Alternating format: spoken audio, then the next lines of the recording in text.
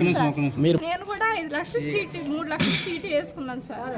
వేసుకొని 3 నెలలు మా మేనకోళ్ళ ఇంట్లో ఉంది సార్. చెప్పలేదు అసలు. నాకే కదా డబ్బులన్నీ కూడబెడుతుంది అనేసి నాకు ఒక ముక్క కూడా చెప్పలేదు. లేదు కట్టడమే మానేద్దరు.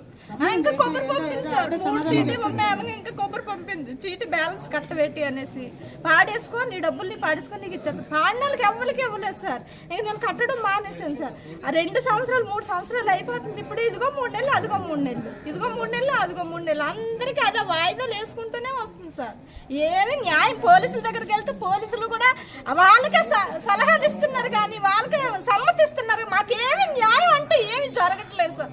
మాకు అసలు జరగట్లేదు. మా పిల్లల కోసం మేము చేస్తుంటాం. అన్ని ముద్ర పెట్టేసుకుని అన్ని చేసుకుని వాళ్ళ పిల్లల కోసం వాళ్ళు చేసుకొని రూపాయలు కష్టపడిన రూపాయలు మరిగి మా ఆయన తాపిమని చేస్తారు సార్. మాకు 2 పిల్లలు గవర్నమెంట్ స్కూల్లో పిల్లలు చదివిస్తాం సార్. పిల్లలు తినకుండాను